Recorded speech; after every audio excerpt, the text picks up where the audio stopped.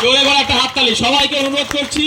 জয় অভিষেক ব্যানার্জি, অসিত মজুমদার, অসিত মজুমদার। হুগলিতে ফুল বদলের হিড়িক, কোথাও জোড়া ফুল ছেড়ে পদ্ম ফুলে, আবার কোথাও পদ্ম ফুল ছেড়ে জোড়া ফুলে যোগ দিল।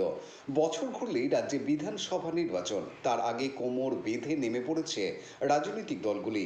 এরই মধ্যে ধর্মতলায় 21শে জুলাইয়ের মঞ্চে বড় চমক আছে বলে জল্পনা জিইয়ে রেখেছেন প্রাক্তন বিজেপি সাংসদ তথা দাপুটে বিজেপি নেতা দিলীপ ঘোষ। আর এ নিয়ে যখন রাজনৈতিক মহলে জোর জল্পনা চলছে, তখনই হুগলিতে দেখা গেল দুই ভিন্ন ছবি। গত লোকসভা নির্বাচনে এই কেন্দ্রে 12টি বুথে পিছিয়ে ছিল তৃণমূল কংগ্রেস, সেখানে বিজেপি কিছুটা ভালো ফল করেছিল। আবার কখনো ওই এলাকায় বিধায়ক গেলে তাকে ঘিরে বিক্ষোভ দেখিয়েছে এলাকার মানুষ। রবিবার যেন সব উলটপুরান হয়ে গেল। চুঁচুড়া রবীন্দ্রনগরে 21শে জুলাইয়ের প্রস্তুতি সভার আয়োজন করেছিল তৃণমূল। সেই সভায় প্রাক্তন বিজেপির যুব মোর্চার সম্পাদক চিন্ময় দাস সহ মোট 23 জন বিজেপি ছেড়ে তৃণমূলে যোগ দেন। তাদের হাতে দলীয় পতাকা তুলে দেন চুঁচুড়ার তৃণমূল বিধায়ক অসিত মজুমদার। প্রাক্তন যুব মোর্চার সম্পাদককে পাশে বসিয়ে বিধায়ক অসিত মজুমদার জানান, আমার বলার ভাষা নেই। ওরা বুঝতে পেরেছে যে বাংলার উন্নয়ন করতে গেলে মমতা ব্যানার্জি, অভিষেক বন্দ্যোপাধ্যায়কে দরকার, এবং মমতা ব্যানার্জির হাত ধরে রবীন্দ্রনগরের যে উন্নয়ন হয়েছে বিগত দিনে, সেটাকে আরো এগিয়ে নিয়ে যেতে গেলে তৃণমূল কংগ্রেসকে দরকার। তাই ওরা বুঝতে পেরে আমাদের দলের সভাপতি এবং উপপ্রধান সঙ্গে এই রবীন্দ্রনগর অঞ্চলের যারা আমাদের দলের মেম্বার, মঙ্গল থেকে, সঞ্জিত থেকে যারা দায়িত্ব নিয়ে কাজ করে, তাদেরকে অনুরোধ করে যে ওরা তৃণমূল কংগ্রেসে মমতা ব্যানার্জির পাশে থেকে কাজ করবে এবং রবীন্দ্রনগরের উন্নয়ন করবে। আমি আজকে, আপনারা জানেন যে মহরম, কালকে রাত্রি থেকে অনেক সময় আমাদের সাড়ে রাতে প্রায় রাস্তায় কাটাতে হয়েছে, আজকেও সকাল থেকে হচ্ছে। কিন্তু চিন্ময়দের মতো ছেলে, তৎকালীন যুবক যারা সমাজের হয়ে কাজ করতে চায়, তারা তৃণমূল কংগ্রেসে এলো। আমি এর জন্য গর্বিত।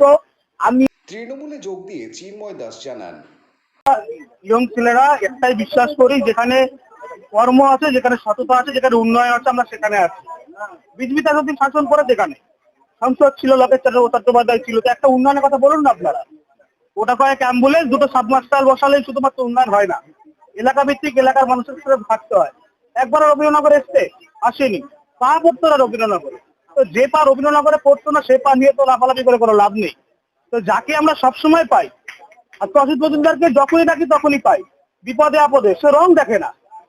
সে কোনটা কে তৃণমূল করে, কে সিপিএম করে, কে বিজেপি করে, সেটা বড় কথা নয় তার কাছে। তার কথা হচ্ছে বিধানসভা আমার, ছেলেরা আমার, কর্মীরা আমার, সবার পাশে আমাকে থাকতে হবে। তো আমাদের আর অসিত মজুমদারকে এতটাই, মানে একজন বিধায়ক হিসাবে এত সুন্দর কাজ করেছে। আজকে উন্নয়নটা দেখুন না, আজকে আমাদের এই, আপনারা দেখতে পাবেন এই পাঠশালাটা, এই যে বড় হাই মাস্টারটা বসেছে, ঠিক আছে, সামনে এই যে রাস্তাটা নতুন হয়েছে, এই রাস্তাটাও স্যাংশন হয়ে গেছে। তো পুরোপুরি ভাবে কিন্তু ওনার একার পক্ষেই সম্ভব হয়েছে, যেটা আমরা বিজেপি থেকে যে সাহায্যটা আমরা কখনই পাইনি। তারপরে কর্মীদের ভিতরে ঝামেলা অশান্তি লেগেই আছে, ঠিক আছে, ওদের ভিতরে দলাদলি খাওয়াখাওয়ি করতে করতেই শেষ হয়ে যাচ্ছে। এখন আপনি দায়িত্বে ছিলেন একেবারে এই বিজেপি, সেখানে কি কাজ করতে পারছিলেন না? দেখুন দাদা, আমার পক্ষে সেখানে কাজ করা সম্ভব হচ্ছিল, কারণ আমি যাচ্ছিলাম কাজ করতে, আজকে কাজ করার জন্য টিএমসিতে এসেছি। ওখানে কিন্তু কাজ করার ক্ষমতা আমার ছিল না। হাত পা বাধা থাকলে কেউ কাজ করতে পারে? অসুবিধা হচ্ছিল। দেখুন, উপর মহল থেকে শুরু করে ওখানে যারা যারা উচ্চ পদাধিকারী রয়েছে, আমি জেলার সেক্রেটারি ছিলাম যুব মোর্চা, আমার থেকে উঁচু পদে যারা রয়েছে, তারা কাজটা নিজেদের ভিতরেই বঞ্চিত রাখছিল। আমি যেটা বলবো সেটাই, হাম মারেঙ্গা করেন প্রতি, এটা তো হয় না কখনো, তাই না? একদম, এখানে আশা করি সাধারণভাবে কাজ করবো।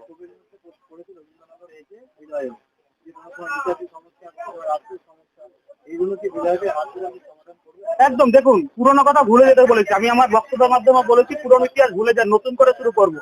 আমরা নতুন যুবক, আমরা নতুনের দূত। আজকে থেকে রবীন্দ্রনগরে কাজ হবে নতুন ভাবে, নতুন প্রচেষ্টায়। ঠিক আছে, যদি অসিত মজুমদার আমাদের সাথে থাকে পুরোপুরি রবীন্দ্রনগরটা আইডল হয়ে যাবে, বাংলার আইডল। ঠিক আছে, আগে যে অনেক সময় দেখা গেছিল যে রামনবমী মিছিলে এককভাবে প্রতিনিধিত্ব করতে এই রবীন্দ্রনগর থেকে, কি বলবেন রামনবমীটা আপনি প্রথম তারিখে ছিলেন? অবশ্যই রামনবমীতে যদি চিন্ময় দাস, প্রাক্তন যুব মোর্চার সেক্রেটারি জেলা, বর্তমান তৃণমূল কর্মীর একজন সাধারণ সম্পাদক জানান। যদিও বিজেপির সাধারণ সম্পাদক সুরেশ সাউ এই দাবি বিজেপির কোনো কর্মী সেখানে যোগ দেয়নি, বিধায়ক একটা গিমিক তৈরি করে মানুষকে ভুল বোঝাবার চেষ্টা করছে। এছাড়াও তিনি জানান, তৃণমূল যোগদান করেছে, এরা কেউই বিজেপি করে না। হতে পারে বিজেপির ভোটার বা বিজেপির সমর্থক, একসময় বিজেপিকে হয়তো ভোট দিয়েছিল, সুযোগ সুবিধা ছাড়া হয়তো এরা কিছু বোঝে না, তাদেরকে আজকে দলের পতাকা ধরিয়ে দিয়েছে, এছাড়া আর অন্য কিছু নয়। পানু পালের report, Hooghly TV. Like, share, subscribe করুন হুগলি টিভি। খবর এখন বুক পকেট।